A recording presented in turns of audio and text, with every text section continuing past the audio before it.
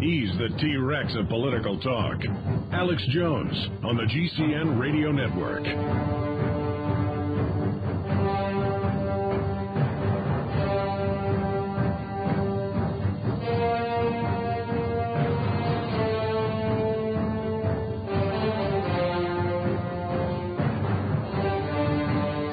Okay, we are trying to get Jim Bates, HAARP Program Air Force Research Laboratory Space Vehicles Directorate on. Ed Kennedy, U.S. Naval Research Laboratory. Dr. Paul Kossey, HAARP Program Manager for the Air Force Research Laboratory Space Vehicles Directorate. And we just got a call from the public relations spokesman for Kirtland Air Force Base, and we're talking to him. He says they're about to call in, so we hope they come on. You know, we've had a few guests on talking about what they believe HAARP does, what they admit it does, and I thought, you know, why not? And Trey, my producer, thought, why not get the people from HAARP on? We had General Parton on years ago who headed up the Air Force's stuff on, and he wouldn't talk about it.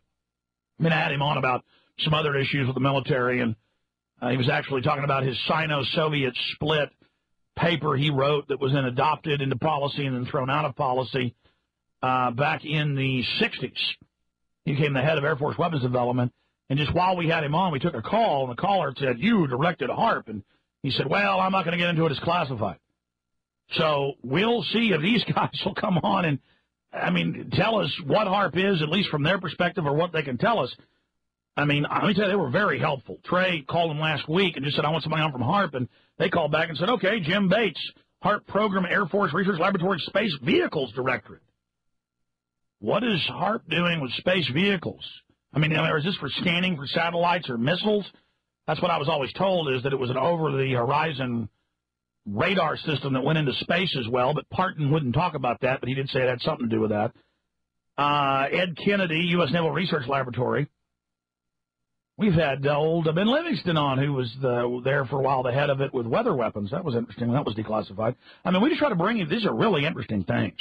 And we like to go directly to the source of where these programs are being carried out. And we did announce we were having these guests on, and we're a controversial show. And talking to the public relations guy, he was saying, "Now, what do you want them on about?" And I said, "Look, I'm having them on about whatever they want to say." And I am here in the lurch. John, have we gotten any of these guys on? They have not called in. And do we still have the fellow who's Mike is listening in? Go ask him what the ETA here is, because I don't like doing this. And we have to reschedule them. That's fine. I don't want to make a big issue out of this. We just wanted to have them on. Kind of like it was declassified, that the whole the weather weapons program is up till 75. And before it was in any news article, I said, "Wow, my listeners have sent me these declassified documents," and they were online, Library of Congress. I said, "I better call Ben Livingston." And he was up in the Panhandle of Texas running a weather control company. And we flew into Austin and had him on, and he had talked about how they controlled hurricanes, steered them, directed them. And then Fox News, AP, and others picked up on that, Coast to Coast AM. And we do have some of the stuff that's been declassified about HAARP here, and I thought, why not go directly to the source? Instead of have people claim HAARP does this or HAARP does that, I don't know what it does, because it's classified. So we just wanted to get the word from them. Oh, fantastic. Dr. Paul Kossey, HAARP Program Manager for the Air Force Research Laboratory Space Vehicles Directorate. Doctor, did I get that title correct? That's correct. Wow, this is just amazing to have you on with us. What is HAARP? I mean, there's so many rumors flying around, so many different things that have been said. One time I had an Air Force retired general on about a totally different issue, and a caller called in and said, "You were the director of HAARP for the Air Force," and he wouldn't talk about it. So I appreciate you guys coming on. What is HAARP? Well, I always have to smile here, because we certainly do like to talk about what HAARP is, because there's certainly a lot of what it isn't. It's been a favorite program in the growth of the Internet. We started about the time the Internet did, and somehow it got picked up and became a kind of a favorite blog for a lot of people. Unfortunately, what HAARP is and versus what it isn't are so different that it's hard to even get into that. So in terms of what it is, it's a research facility to conduct research in ionosphere and radio science, much like the type that started way back in the days of Marconi in the early 1900s, whenever they discovered that radio waves somehow got across the ocean, which was a great surprise. And that led to a whole growth of science in understanding the ionosphere, radio waves, and the physics and the chemistry of all those things. That even led to sonar. And, well, that's right. That's a acoustic type wave. It goes underwater. But in any event, in terms of the radio science and ionospheric work, that's gone on for tens of years. And over time, it's led to, obviously, the development of many systems that we're very familiar with and quite happy with, including our modern communication systems and satellite comm and long-distance comm and even the global positioning radio system, which grew out of this type of research. So what HAARP is really kind of modern-day version and capabilities to extend and do those kind of studies, we hope, well into the next century.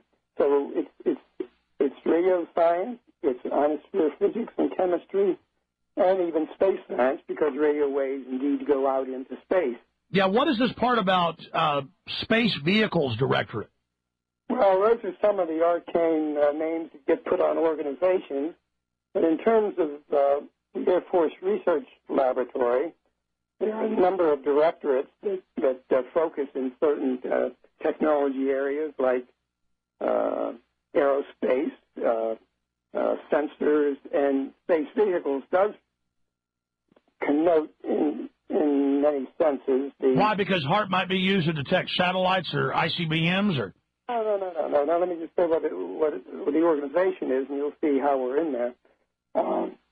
The space vehicle has to do with a lot of the work in the directorate is involved with planning new satellite systems or demonstrations. So remember, it's a research lab. Most of the things. Yeah, so there's lots of different experiments and programs that are going on, and so the overall related to space, and in terms of the directorate that my group is involved with, we are part of that directorate in terms of the name. Well, sir, maybe the stories get started because there are so many different agencies and directorates and programs inside there that are compartmentalized. I mean, I have no doubt. I hear all sorts of wild stuff. That's why we've got you on. And so basically, but there are parts of it that are classified, obviously. Well, let me put it this way. The HAARP program, we're very, very well known and known in the scientific community because most of the work we do is very basic research, I must say. And the description of the facility and looking at it and seeing it, there's nothing classified about it. It's in many ways, it's impressive because of its beautiful location, and it is does consist of. That's a good question. What is it? What's on there? I mean, all these antennas. What do they do? Okay, those antennas are kind of, if you like, a kind of a special version of Radio Moscow or the Voice of America or the BBC. They're high-frequency it's a high-frequency transmitting system, shortwave transmitting system, basically. However, it's a transmitting system to do research, and the energy from those transmitters and the antennas are directed upward. We're interested in studying how radio waves interact up in the ionosphere. We're talking about up over 50, 60, up to hundreds of miles and even thousands of miles into space. That's what the basic studies are involved with, whereas Voice of America, more conventional HF system for communications or broadcasting music, the energy is directed low along the ground because you wanted to go far distance across the ocean and so forth. Sure, but let's say Voice of America is 1 million watts. How many watts are you guys putting out? That's a good example. The Voice of America is a radiated power of 1 million watts. The completed HAARP facility, which was finished last year about this time, is a little more than 3.5 million watts. 3.5 million watts. What about people that say that it's for weather control or weather modification? Well, it has, unfortunately, it's totally off base. It has no interactions or affects anything with weather systems. Remember, the weather systems are relatively close to Earth. The jet stream and things like that are not all that high up there. We're talking about the HAARP energy going up and interacting out in the areas hundreds of miles into space. This is even going into the Van Allen radiation belt, isn't it? Well, the radio waves is the high enough frequencies that can get through the ionosphere, go out into deep space. That's true. Yeah. But, I mean, the Russians do advertise that they have these radio arrays that they claim clear the skies. That's like BBC News, Associated Press. The Communist Chinese claim that they have smaller arrays that can manipulate the weather. I mean, can't you see that that's why people then think that what you're doing is similar to that? Well, I don't know if I can see or even understand that. It's just that it has nothing to do with, HAARP has nothing to do with such things. And, in fact, the physical basis for talking about that or interactions of radio waves to do things like that is unknown to me, I must say. That is to say, I don't know what the technical or physical base for people thinking that one could do that, even where that comes from. You think it's just more of the Russians making stuff up then? I can't speak for the Russians. I'll talk to you about HAARP, but I have no idea what they're saying or who's saying it. That's the other thing. Fantastic, Doctor. You've got a blog on the Russians. I have no idea. You've got quite a bio. I apologize for not properly introducing you. Stay right there, so we're going to be right back after this quick break and see if some of your colleagues are going to be able to join us. We'll be right back after this quick break.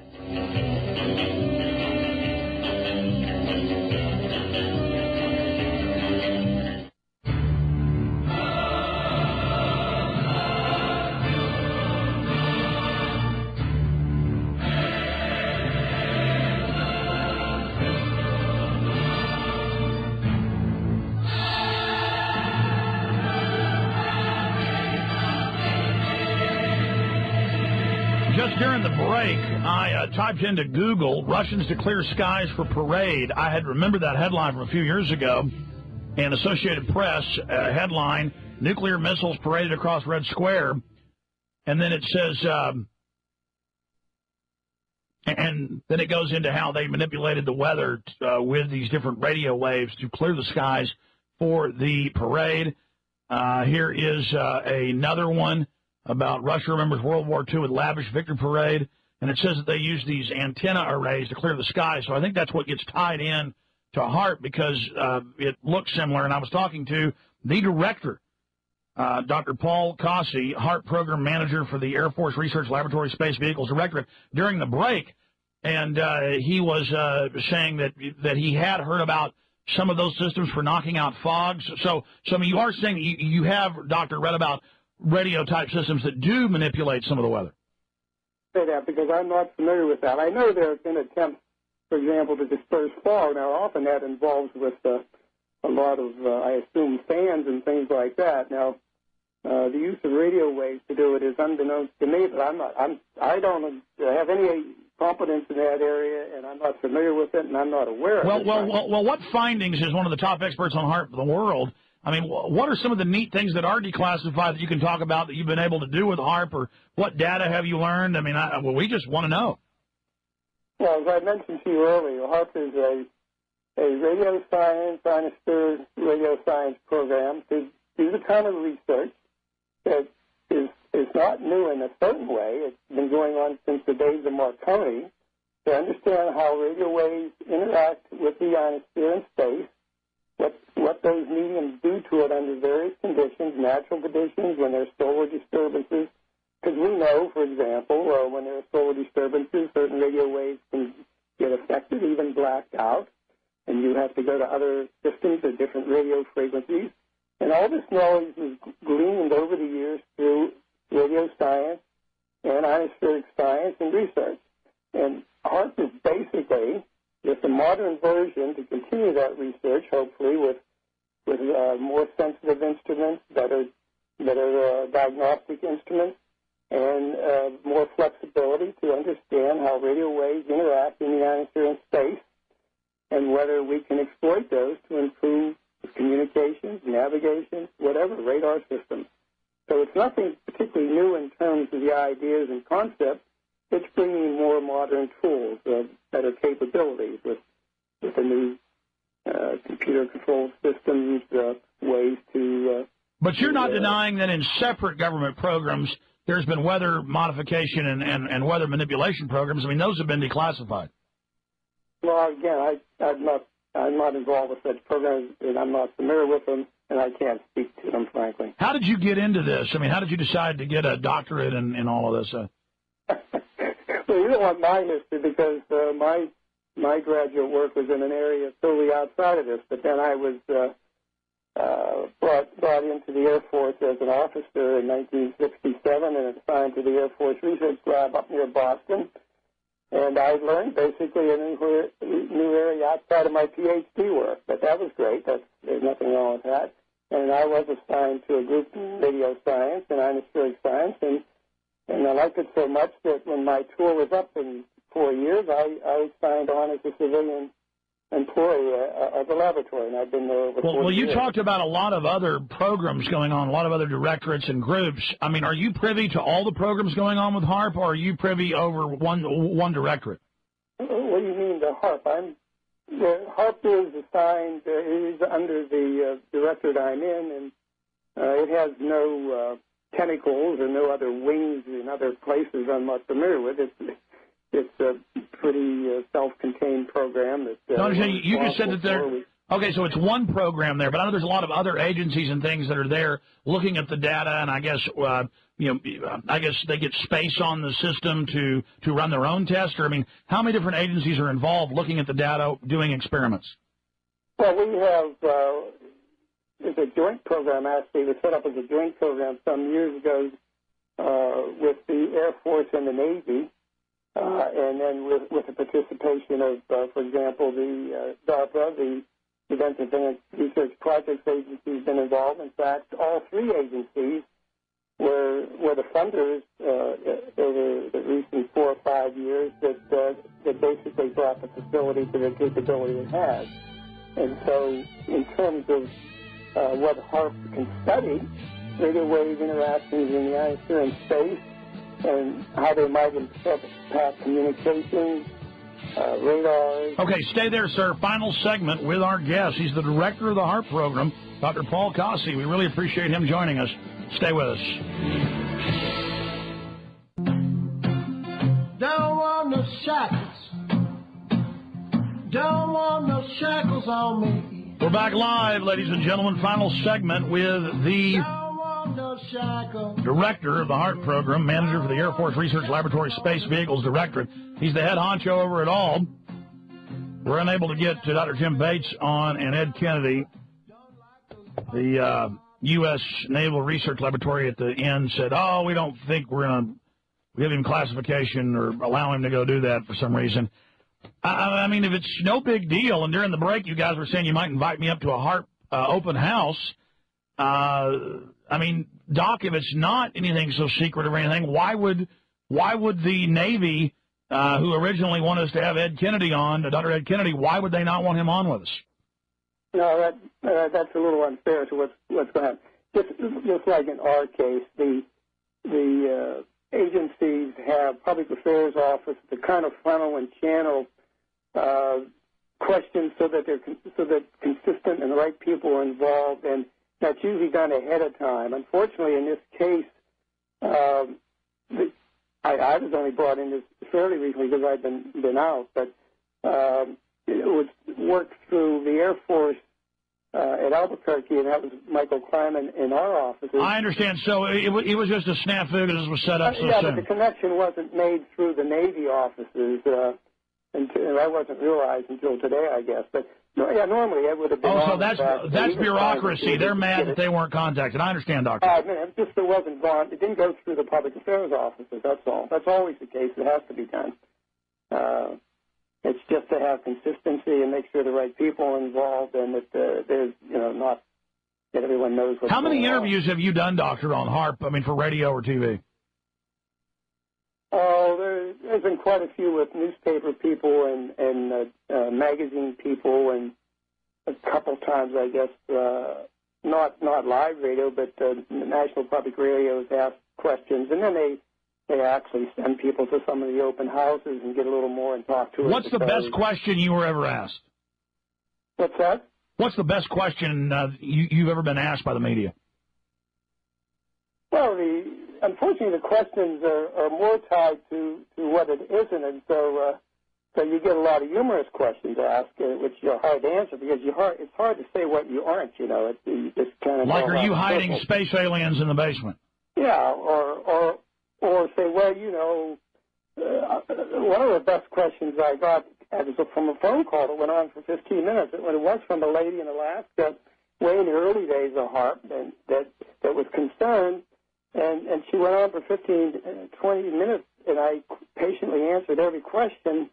And I thought I had brought her around to understanding that we weren't harmful. And, in fact, we work there. We can't. We're interested in our health, too, and things like that. We're not fools. And I thought I convinced her of that. And at the end of this 15 minutes, she says, that's what I thought you said, and I don't still believe a word you said.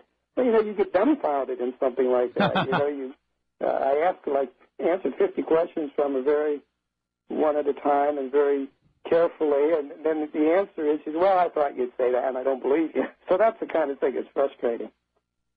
I understand I get accused of things that aren't true. Look, I have no doubt that most of the program is what you say it is, and I'm sure that it does get confused with other programs and other things that are going on, because I've had the father weather weapons on, and there's all these declassified documents on that, creating hurricanes, steering them, killing them in the 60s. Well, I guess I see that, and we've certainly been accused of that, which is fascinating. Of course, we're not, it's totally off the wall, but where those ideas come from even, where's the physical basis for them? Because, I'm not aware of any physical basis. Well, the weather control is with cloud seeding, the documented standard research. That's a different thing. You're talking about maybe putting chemicals up in the clouds. Yeah. You're not talking about some... But see, people believe that with HAARP, that chemicals are put in, and then, so some of the scientists have said, and then these different radio arrays then somehow energize those chemicals that have been put in the air, those metals,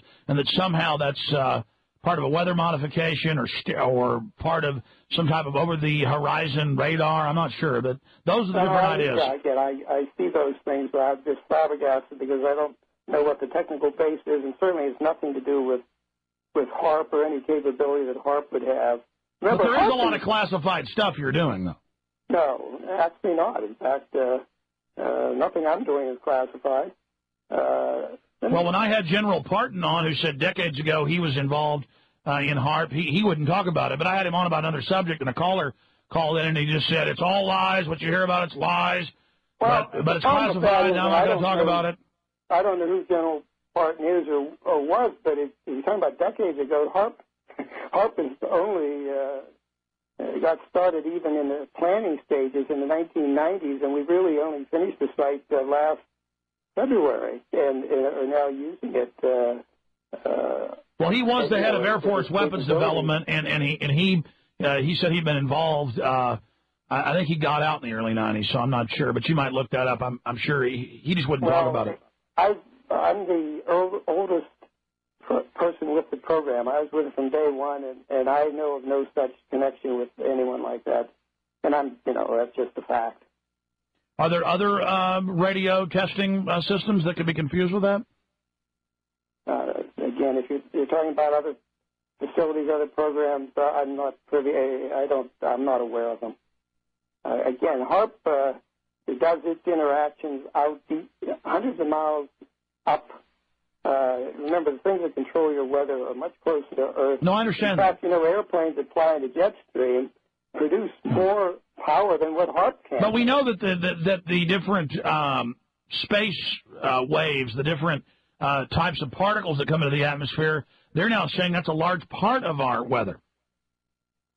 In the formation of clouds and what you're talking about there. Well, I mean that's mainline scientific. The sun and different particles that. Yeah. Solar certainly affects, but But in terms of the interactions of radio waves such as HAARP, they're puny. Remember, lightning goes off tens of times a second all over the world and produces radio waves and strength and energy that just dwarf anything. I understand. The sun is a huge, man makes, including huge broadcaster of radio waves. Yeah, I mean, it's just puny. We're puny. In fact, our interactions are so weak. We need to be where we are because it's what we call relatively quiet from electrical noise.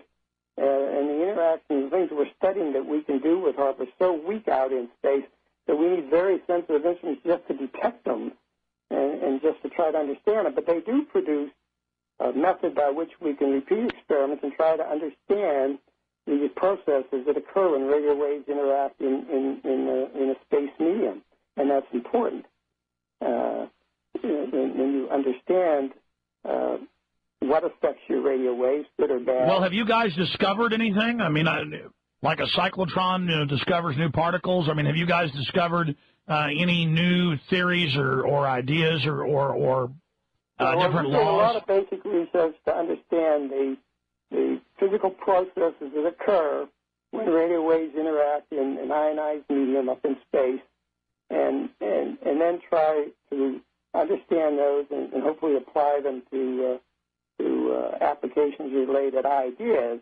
The facility itself is for the research. It's not an operational thing to communicate with anyone. I understand pure research.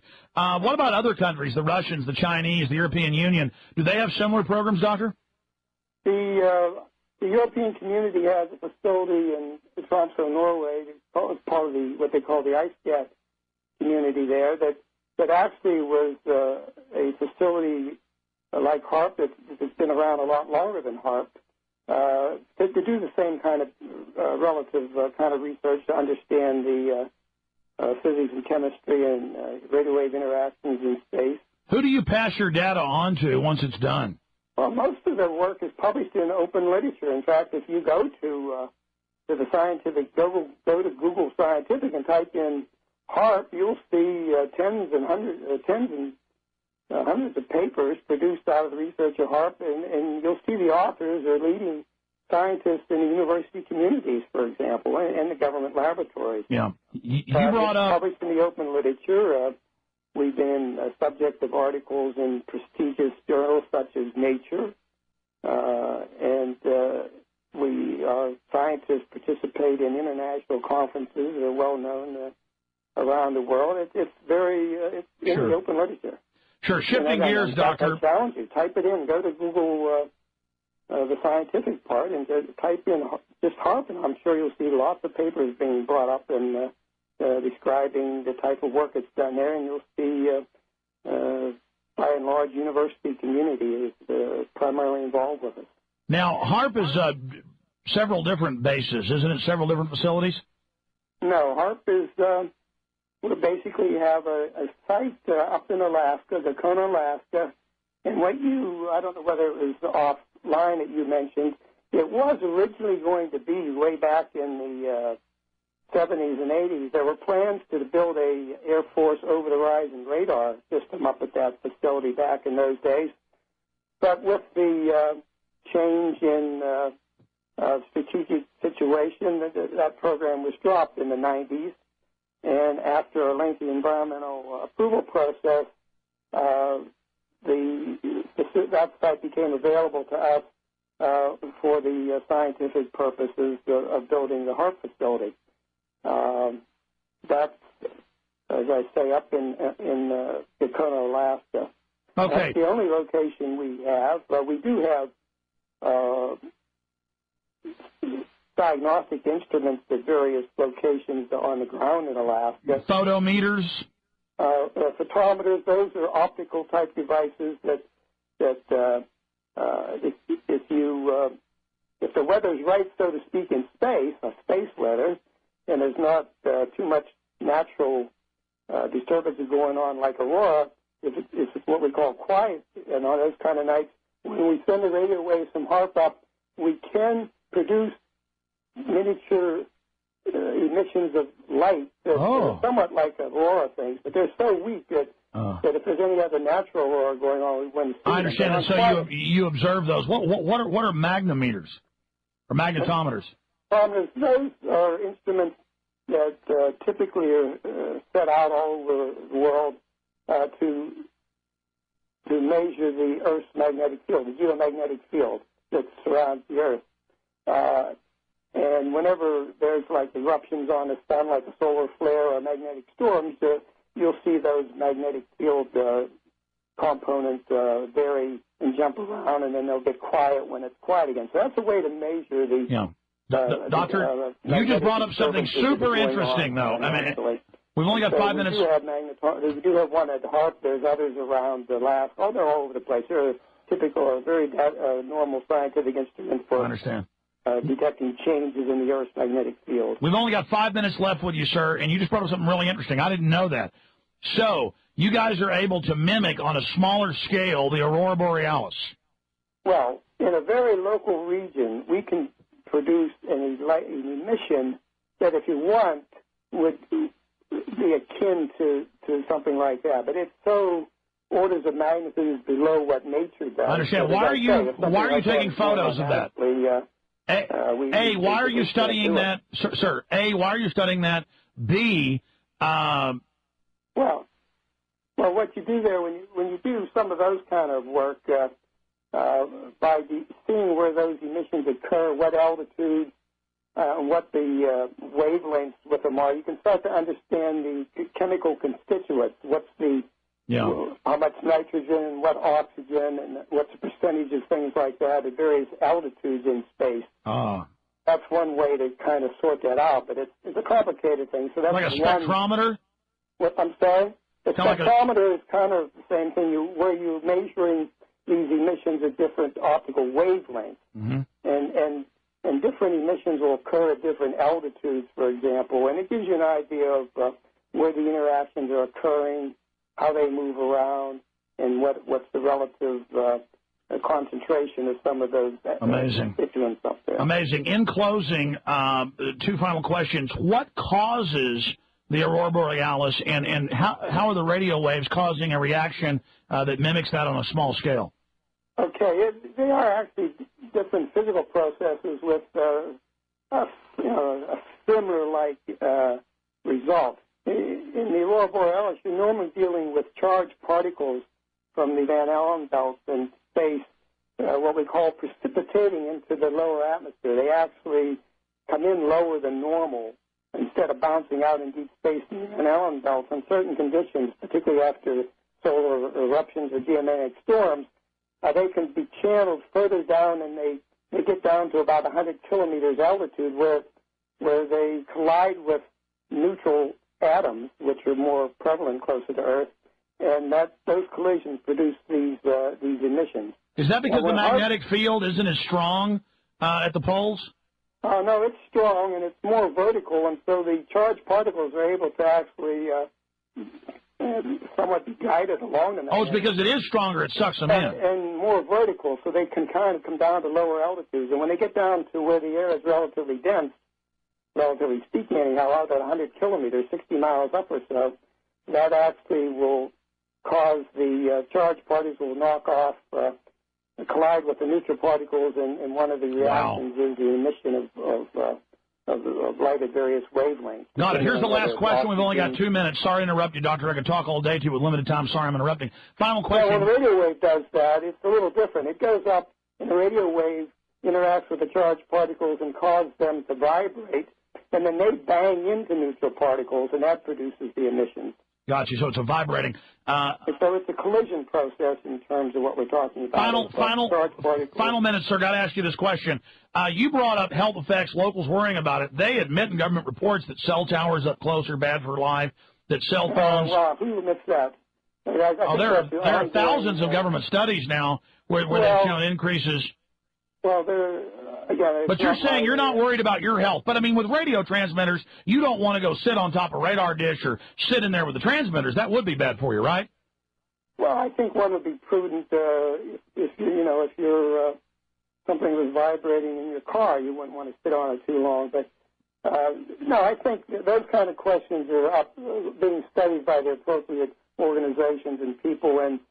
But you're saying you feel safe working up there, and oh yeah. In fact, again, the fields that we encounter are so weak compared to what's just naturally around us that, as I say, we're puny. Now, the facility looks big. I mean, it's impressive in terms of the number of antennas and that, but that's just the nature of the technology. To be able to get a signal that we can measure hundreds of miles up, that signal, by the time it leaves the ground and gets out there, it's so weak that, it really has a hard time competing with natural. Okay, Doctor, I want to thank you. I want to thank the Air Force Base for having you on. Dr. Paul Kossey, just Google HAARP. You can find the Air Force site there at Kirkland. Thank you for the time, sir. Okay, thank you. Thank you. Let me say bye to you during the break. Yeah, Trey set up the HAARP people. When I got back in town late last week, and he said, told me Friday I set up the director of HAARP, and I'm like, what? You should have heard it behind the scenes, though. They had this PR guy on the line with him the whole time. That's why his phone sounded muffled. And they put off this whole, persona of it's no big deal, it's all above board. And I have no doubt that a lot of it is exaggerated, what you hear on the web, or they combine other programs in with it. So there's hundreds of different programs fiddling with the atmosphere and, these radio waves aren't doing anything, but we can make Aurora Borealis with them. Which is exactly what the scientists we've had on say, that the technology they test and develop there is then farmed out in other programs. And I'm sure that the head of HAARP doesn't even know about those other programs. That's how General Stubblebine was the head of Special Forces, head of Army Intelligence, and he didn't know most of what was going on in other departments. But Dr. Paul Kossey, they were really begging me to come up to HAARP. And I was joking with them, saying, yes, you can replace me with an alien clone or something. Oh, God help us. The world's in a lot of deep trouble when having a discussion with the director of HAARP is light talk, light discussion. But you notice I brought up, cell towers and cell phones are known to give you cancer. He's like, who says that? What? Ridiculous. Just thousands of government reports. Totally admitted, not debatable. The cell phone companies are saying use a hands-free. The cell phones are putting out now ratings saying we have the lowest, microwave radiation emission. They say the Razor has the lowest. Working in radio, working around engineers, they have it in a separate building. You don't want to be around the transmitter on an AM or FM. If it's big, not a little one. But if it's a 5,000 watt, 10,000 watt, 50,000 watt, 100,000 watt AM or FM transmitter, you don't want to be anywhere near it. It'll burn you. The radar dishes will burn you. I mean, everybody knows that. That's admitted. He was like, well, maybe there might be something to that, but the proper authorities are looking into that. Now, the way talking to radio engineers, radio science engineers, is that if you have an antenna, say, 100 feet long, for 100 feet out from it, it's putting Fry-U energy out.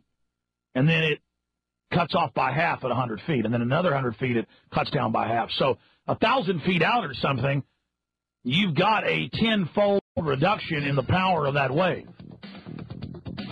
The problem is there's so many antennas, so many things all around us, and it's not the natural waves that we are accustomed to and that we're designed for and that even govern our sleep patterns. And there's major studies on that. So there was a lot of BS going on during that interview.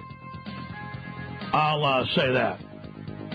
But, hey, you got the interview. Who else gets you the director of HAARP? We'll be right back. Stay with us.